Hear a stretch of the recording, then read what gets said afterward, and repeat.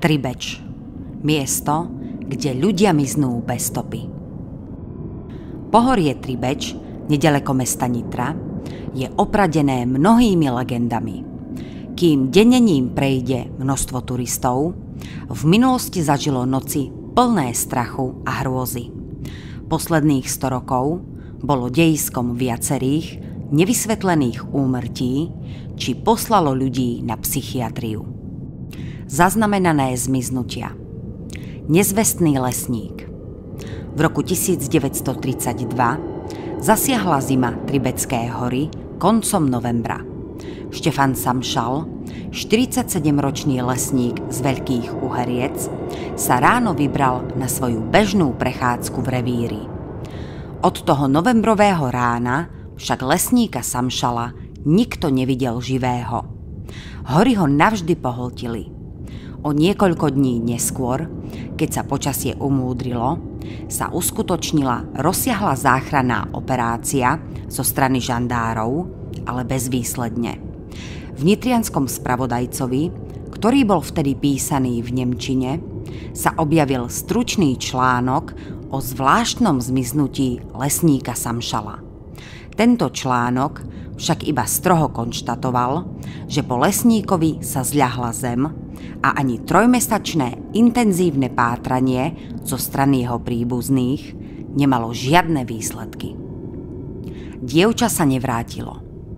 Necelý rok potom, čo sa stratil lesník Samšal, sa vybrala na návštevu do Zlatna 18-ročná Mária Šlajzerová z Mankoviec. Cestu si skrátila cez horu. Nikdy však k príbuzným neprišla, ani sa nevrátila domov. Prípadom sa opäť zaoberali žandári. V miestnych novinách sa znova objavil krátky príbeh, ba 2 články o záhadnom zmiznutí boli aj v bratislavských novinách. Medzitým po nezvestnom dievčati bezvýsledne pátrali dobrovoľníci zo Zlatna i z Mankoviec. Dievča sa akoby prepadlo pod zem. Stratený robotník. O 4 roky neskôr sa zľahla zem aj po istom Jánovi Murgašovi zo Žiran. Murgaš bol robotník v kameňolome, ktorý mal podľa poverčivých dedinčanov vzniknúť v Pámboškovej stope. Keď Boh kráčal po našej dedine, zakopol v kameňolome o čertov zadok. Vysvetľovali na obecnom úrade. Bývalý míner v kameňolome Jan Kazimír však oponuje. Už veľmi dávno som čertov zadok odstrelil. Odvtedy sa tam nikto nestratil. Podľa dedinčanov sa však Murgaš stratil práve v spomínanej stope. Jediný, kto nezvestného Jána Murgaša osobne poznal, bol Titus Sorat. Podľa Titusa sa Murgaš prepadol v čiernej priepasti v Žibrici. Bohužiaľ, posledný svedok záhadnej udalosti už zomrel. O záhadnom zmiznutí Jána Murgaša existuje dokonca aj úradný záznam na nitrianskej matrike. 8 rokov po jeho zmiznutí sa na matrike objavila jeho vdova Anastázia, ktorá žiadala, aby jej nezvestného manžela oficiálne vyhlásili za mŕtvého. Vdova sa pravdepodobne zatúžila znova dostať pod čepiec. Strašidelný príbeh Waltera Fischera.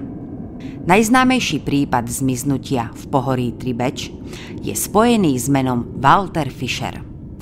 Pochádzal z Nového Mesta nad Váhom a pracoval v baťových závodoch v dnešnom Partizánskom. V zime v roku 1939 sa tento muž vybral na prechádzku na nedaleký Čierny hrad. Odvtedy bol nezvestný. O mesiac neskôr sa o osud svojho strateného manžela začala zaujímať manželka. Na jej naliehanie sa uskutočnila rozsiahla pátracia akcia, ktorá skončila neúspešne. Po takmer pol roku však Waltera Fischera náhodne objavili v horách pri Zlatých Moravciach. Bol v bezvedomí, zakrvavený a s podivuhodnými popáleninami na celom tele. Privolaný žandár, ktorý sa zúčastnil na pátracej akcii v horách, v bezvládne ležiacom mužovi bezpečne spoznal dovtedy nezvestného Waltera Fischera a nariadil prevoz zraneného do nemocnice. Bývalý Baťov robotník sa však už nikdy nepozviechal. Stratil pamäť a neskoršie zomrel v ústave pre duševne chorých v Žiline. Nikde neexistuje správa o príčinách pometenosti muža. Možno zažil v horách niečo strašidelné. Domnievajú sa v Zlatých Moravciach. Walter Fischer si svoje tajomstvo odniesol do hrobu. Manželia Belanovičovci. Vo februári v roku 1966 bolo na ceste z obce Jelenec do lesa smerom k hrebeniu pohoria Tribeč nájdené lesníkom odstavené auto s bratislavskou poznávacou značkou.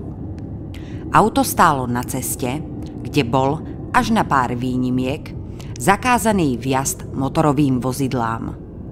Keď ho tam lesník našiel aj na druhý deň, oznámil to polícii, ktorá zistila, že auto patrí manželom Belanovičovcom z Bratislavy. Tí však v okolí vozidla nájdení neboli. Neskôr sa zistilo, že od začiatku februára sa ani jeden z nich neukázal na svojom pracovisku. Manželia nemali deti a z príbuzných žila už len matka a sestra Aleny Belanovičovej. Z nich ani jedna nemala žiadnu informáciu o tom, prečo sa manželia zrazu z nenazdajky vyparili. Na mieste nájdenia vozidla sa nenachádzali žiadne doklady a pri policajnej obhliadke ich bytu nebolo zistené nič, čo by nasvedčovalo tomu, že sa manželia chystajú odísť. Nenašlo sa nič, čo by vnieslo do tohto prípadu aspoň trochu svetla. Pátranie bolo rozšírené na celé územie Československa, no bohužiaľ bezvýsledne. Koniec agenta. Na jar v roku 1954 objavili v Oponiciach telo muža v pokročilom štádiu rozkladu, pričom mu chýbali niektoré časti končatín. Pravdepodobne mu ich zožrali lesné šelmy. Úradom sa nikdy nepodarilo zistiť totožnosť tohto muža a tak ho vyhlásili za chodca agenta, ktorý škodil republike. Kde je pravda? Existuje mnoho teórií ohľadom týchto záhadných zmiznutí a jednou z nich je, že by mohli existovať vojenské zákopy, do ktorých mohli obete spadnúť. Táto teória vychádza z faktu, že lesy v oblasti sú známe ako miesta, kde sa nachádzajú partizánske bunkre. Okrem kremencových skaliek sa v pohorí Tribeč nachádzajú aj neprístupné jaskyne, dutiny, prepadliská a dávne šachty, štvolne a bane, kde sa kedysi ťažilo zlato. Existuje vysoká pravdepodobnosť, že práve tieto miesta pohltili telá nezvestných osôb. Predovšetkým v zimnom a jesennom období, keď sú lesy pokryté vrstvou opadaného lístia a snehu, môžu byť tieto otvory v zemi nebezpečnými pascami. Občas sa v horách objavia ľudia a vytrvalo pátrajú po svojich stratených príbuzných. Tribeč však vytrvalo mlčí. Tajomné príbehy zmiznutých ľudí inšpirovali aj spisovateľa Jozefa Kariku, aby napísal mysteriózny román Trhlina.